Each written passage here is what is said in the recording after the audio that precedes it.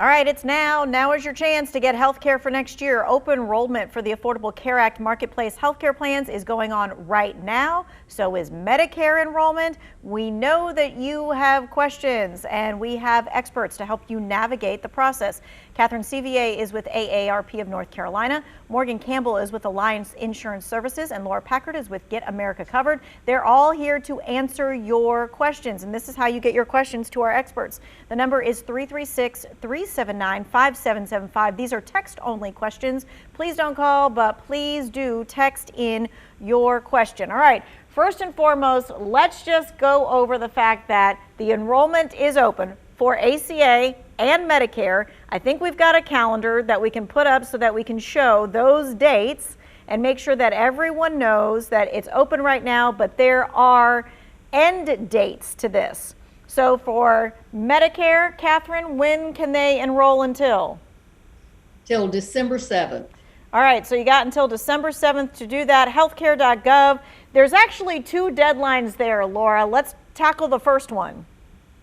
Well, if you want coverage on January 1st, you need to sign up by December 15th, but you have until January 15th to sign up for next year. It just won't start right away. All right, let's put that calendar up as well, because we have a calendar that shows those two deadlines for healthcare.gov, and that is so that you can be very clear on when you want your coverage to start. So if you sign up by December the 15th, that's the number one, that means that you are going to have coverage starting January 1st. But if you don't sign up until January 15th, you are not going to have coverage until February. All right, now that we've got all that going on, Morgan, let's talk about how this year there are a whole lot more providers out there.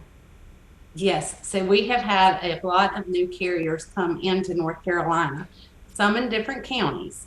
So it's not the typical just Blue Cross and Blue Shield. We have United Healthcare, we have Cigna, we have Ambetter, we have Friday, and I'm sure there's some more that I'm leaving out. What I would caution you for is when you're looking at your application on healthcare.gov and you have all of your plan selections, please check your network. If you are a Novant person and that's where you like to go, and you enroll in a plan that they do not have Novant in their network, you're not going to be satisfied with that plan. Please double check your networks. So when we go on to the marketplace, maybe you can kind of walk us through that, and we're looking at the different plans. Does it list it right there so that we'll know? Yes, so when you finally complete your application and you're at the final phase where you select your plans, you may be a little bit overwhelmed. There are some counties that have up to 84 different plans for you to choose from.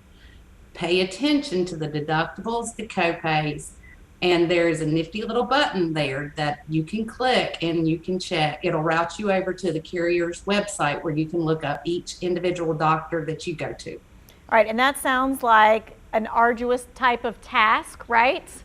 It does, but you don't want to pick the wrong one. Otherwise, you're going to be really upset if you can't go see your regular doctor. Okay, so a lot of the plans, you might be overwhelmed and thinking, oh my gosh, there's no way I'm going to be able to afford these. But Laura, you had a stat the other day that talked about the amount of plans that were really affordable.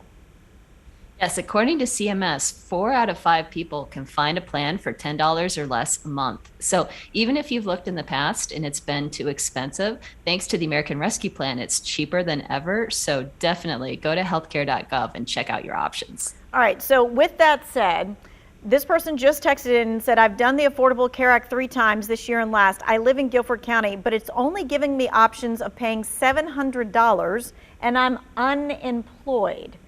So can we give any thoughts on that of what they should be doing and maybe where they should be looking instead? If that person was in their application and they did not select the income correctly and they did not list like if they got unemployment or what they had made if they had worked throughout the year, that could throw off the application. And then there's this one tiny question that a lot of people seem to skip. Does your employer offer health coverage? Some people do not read that question and they automatically check that box. When you check that box, it throws off your entire application and you do not get a tax credit. Aha, okay, so there's a box that says, does your employer offer health care? And you have to either check yes or no. Correct. Okay, make sure you are doing that. All right, we have a couple of Medicare questions here. First and foremost, Catherine, this person is asking, is the Medicare cash card for $2,800 real? I'm thinking that that does not sound right. That does not sound right. Okay, so that sounds like some kind of scam that someone is trying to tell you that there is something out there that that's a thing, and that is not a thing. Okay, this person is asking, I turned 65 in August. Do I enroll now, or do I wait until the 6 months before I turn 65? You have to wait until 3 months before your birthday to enroll. You have 3 months before the month of your birthday and 3 months afterwards. So back it up from there and put it on your calendar. But in the meantime, start thinking about how and what kind of supplemental policies you might need in addition to that. Supplemental policies like for prescription drug prices, for the parts of Medicare that are not covered by Medicare per se, that 20% that is not covered by them. So Go ahead, I'm sorry.